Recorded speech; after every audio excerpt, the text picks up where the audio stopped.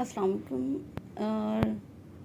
आज डिस्कस करेंगे early pregnancy module में सर्वाइकल एक्टोपिक प्रेगनेंसी। ये एक यूनिक टॉपिक है। जैसे कि आजकल ऑस्पीस में जो है वो जो टॉक स्टेशंस हैं वो नए से नए आ रहे हैं, तो आई थॉट कि I should discuss it with you.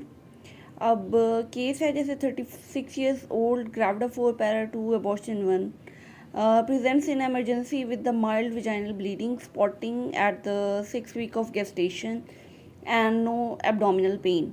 अच्छा, अब ये पेशेंट इस तरह का सिनेरियो आ सकता है आपके पास स्ट्रक्चर डिस्कशंस में, और साथ में आपको दे सकते हैं काउंसलिंग का स्टेशन, ठीक है, या फिर रोल प्लेयर भी आ सकता है इसमें, ठीक है।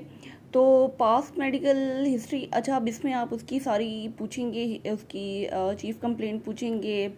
सबसे पहले तो बायोडेटा, फिर चीफ कंप्लेंट, और उसके साथ आप उसकी डिफरेंशियल डायग्नोसिस को टच करेंगे, जो कि अर्ली प्रेगनेंसीज में जो भी जनरल बनती हैं उसकी डिफरेंशियल डायग्नोसिस। और फिर उसके बाद उसकी पास्ट ऑब्स्टेट्रिकल, गायनोकोलॉजिकल, मेडिकल और सर्जिकल हिस्ट्री सारी पूछते जाएंगे, रूल आउट करते जाएंगे उसके रिस्क फैक्टर्स, उसमें प्रायर उसकी डीएनसीज हैं और प्रीवियस सिजेरियन सेक्शन है, ठीक है। अब फिर उसके बाद जब आप उसका एग्ज़ामिनेशन मांगेंगे या एग्ज़ामिनेशन करेंगे या पूछेंगे, तो उसमें आपने उसकी जनरल फिज़िकल एग्ज़ामिनेशन के साथ जो उसकी एग्ज़ामिनेशन जो एक है, उसमें आपने स्पेकुलम एग्जामिनेशन इस पेशेंट का ज़रूर मांगना है, क्योंकि इसमें आपको जो है वो क्लू मिलेगा कि cervix appears in large with the vascular friable mass protruding from the cervical canal, ठीक है। उसके बाद जब आपको ये मिल जाएगी, तो उसके बाद आपने करना है इसका टीवीएस जो है वो आपने मांगना है।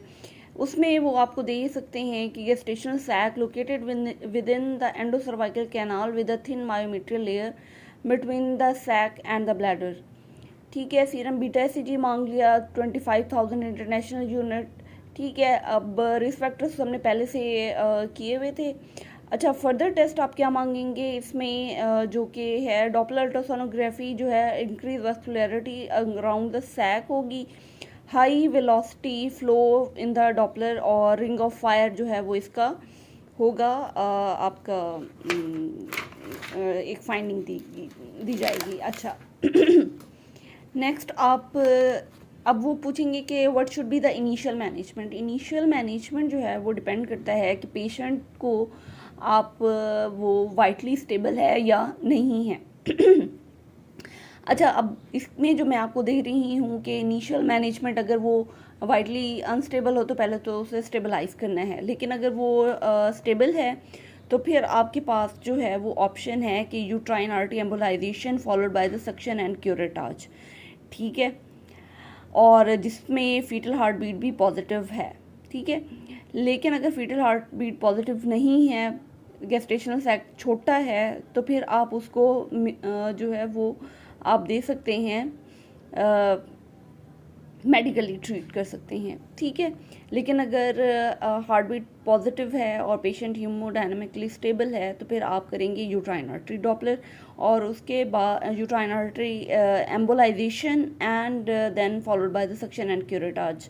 अगर वो कहती हैं कि आपके पास यूट्राइन आर्टरी एम्बोलाइजेशन का ऑप्शन नहीं है, तो फिर आप क्या करेंगी, तो आप इंट्रा सर्वाइकल इंजेक्शन देंगी वेजोप्रेसिन का।